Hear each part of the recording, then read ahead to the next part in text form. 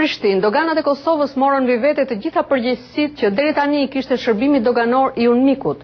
Autoritetet në Kosovë shpresojnë se me shtirjen e misionit të Bashkimit Evropian për policinë dhe drejtsinë, doganierët vendas do të fillojnë veprimtarinë e tyre edhe në pjesën veriore të vendit, të banuar me shumicë serbe. Nga Prishtina njofton korrespondentja jon atje Edona Demaj. Autoritetet në Prishtinë janë të bindura se doganat e Kosovës do të shtrinë kontrollin e tyre edhe në pjesën veriore të vendit, ku shërbimi doganor i UNMIK-ut nuk ishte qasje që nga 19 shkurti, kur 2 pika doganore u dogjën nga protestuesit serb të zemruar me shpalljen e pavarësisë së Kosovës. Në ceremoninë e kalimit të përgjegjësive nga shërbimi doganor i UNMIK-ut në doganat e Kosovës, drejtori i këtyre doganave Naim Huruglica tha se punonjësit e tij presin vetëm një shenjë për të filluar punën pa probleme të sigurisë në pjesën veriore të Mitrovicës.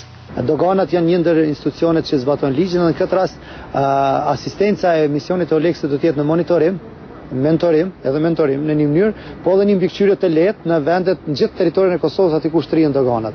Momentalisht në 2 pikat veriore, ato që thashë më herët, ne nuk jemi prezent, ajo është një fakt i ditur tani. Se kur do të kthehemi do të varet nga vlerësimi që do ta bën policia e Kosovës bashkëpunim me KFOR-in për aspektin e sigurisë. Domthonë vetëm arsye sepse ne nuk kemi qenë atë pjesë, është vlerësuar se nuk ka siguri të mjaftueshme për oficer doganor që ta kryejnë atë punë. Sipas drejtorit të doganave, përveç në 2 pikat kufitare me Serbinë, oficerët e doganave të Kosovës operojnë në pjesë të tjera të veriut të vendit me qëllim, siç tha ai, të mbylljes së shtigjeve të kontrabandës që zhvillohet në atë pjesë të vendit. Zoti Huruglica tha se të hyrat që do të grumbullohen në pjesën veriore të Mitrovicës do të derdhen në buxhetin e konsoliduar të Kosovës. Ministri i Ekonomisë dhe Financave, Ahmet Shala, shprehet i bindur se doganat e Kosovës do të kenë shtrirje të plotë edhe në pjesën veriore të Mitrovicës.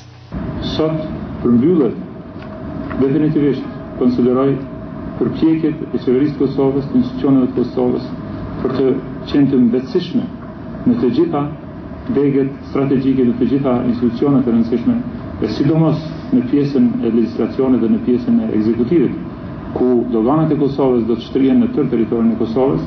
Unë jam shumë i sigurt që së bashku me OLEX-in, ligjet e Kosovës do zbatohen në tërë territorin e Kosovës me përpikri ashtu siç i ka miratuar kuvendi i Kosovës.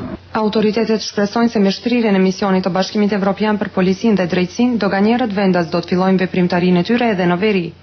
Pjesëtarët e OLEX-it do të vëzhgojnë dhe mbështesin punën e doganave, sikurse edhe të policisë e të drejtësisë. Shtrirja e këtij misioni që u përcoll me debate të rrepta shihet si pjesë e zbatimit të vendimit për statusin e Kosovës, pavarësia e së cilës u shpall në bazë të planit të presidentit Marti Ahtisari.